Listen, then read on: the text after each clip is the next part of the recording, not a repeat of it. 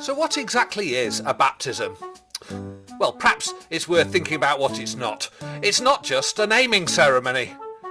And it isn't the same thing as becoming a Christian. It's not a way to get into heaven. And it doesn't make God love you any more than he already does.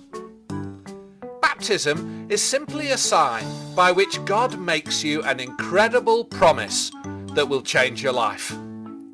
It's a sign that Jesus gave us. He was baptized by John to show that he was ready to share this promise with us, to identify with us. And as he came up out of the water of baptism, God's Spirit came on him to show how living this new life is now going to be possible with God's Spirit in our lives. So the sign is pretty simple. We all know that if you sink under water for too long, you would drown, you would die. Especially if you're also weighed down. And in the Bible, that's the picture of what we are like. Our lives are sinking because of all the wrong things we do and say and think. That's what the Bible calls sin. And it's going to drown us in the end. And that's what happened in Noah's day, when the flood ended all the evil that people were doing. And that's what happened in Moses' day, when the Red Sea parted and to let through God's people, but came over the Egyptians who had kept them as slaves for years.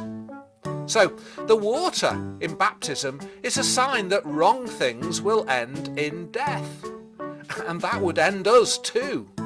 Except Jesus came in to rescue us from that death by taking all our rubbish on himself and dying instead of us. But then, because he defeated death in resurrection, he does the same for us. He will defeat our death and bring us safe into a new life filled with the presence of God. So that's his promise. If you trust him enough to save you from death, you will find that he gives you a new life. So it doesn't matter how young or old you are, whether you do it yourself or your parents wanted it for you because this is what's true for them. This is the sign that says to us, if you trust Jesus, he will save you and give you a new life. So the only question is, do you trust Jesus to do that? Because if you do, your baptism is more than just a promise of what God will do. It's a pledge of what he's already done in you. And it's a constant reminder that you now live a new life, not sinking under sin, but freed to live by Jesus' Spirit. So that's what a baptism is.